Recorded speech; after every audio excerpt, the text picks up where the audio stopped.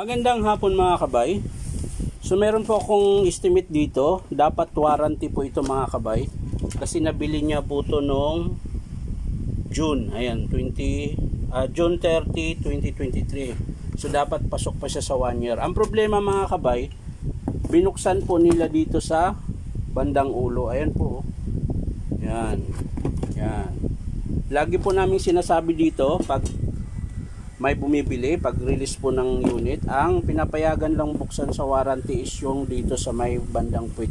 Kasi nandito po yung carbon, pwede nilang i-check kung wala ng carbon. So okay lang sana kung dito lang ang binuksan. So pasok pa sana sa warranty. Kaso lang, pati harap po, pinakialaman nila yan.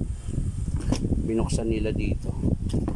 So yan, wala na po siyang warranty. Sayang yung warranty niya. So ngayon bubuksan natin mga kabay ko anong dahilan kung bakit nila binuksan at saka kung ano yung sira.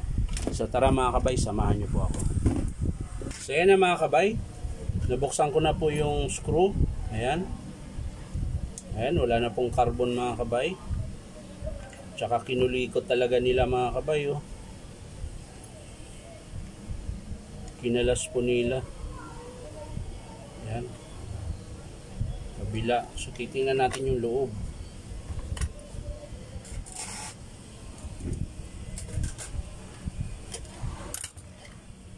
So ayan mga kabay, sira po yung armature. Oh.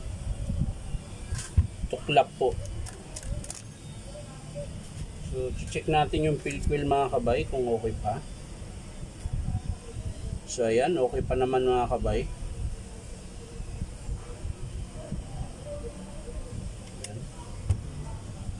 Pinakailaman nila pati yung sleeve, hindi na nila naibalik ng maayos.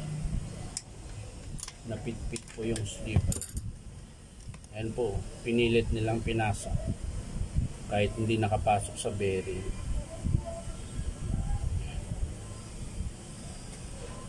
Check natin yung armature mga kabay, yung pinion niya kung okay pa ba. So yan, wala pa pong tama yung pinion niya mga kabay. So ang i-estimate lang natin dito mga kabay, armature tsaka carbon brush. Yan. Yan lang po babayaran niya mga kabay. Carbon tsaka armature. Kasi yung sleeve kasama na yun dito pag binili mo yung armature. So yan lang mga kabay. Hindi ko na po ipapakita sa inyo kung paano buuin. Papakita ko na lang sa inyo mga kabay kapag in-approve ng customer. So yan lang mga kabay, maraming salamat at syempre subscribe nyo po itong aking YouTube account na Inom Tabay at syempre pindot na rin ng notification bell para lagi kayong updated sa aking mga video. So yan lang mga kabay, maraming salamat. Bye bye.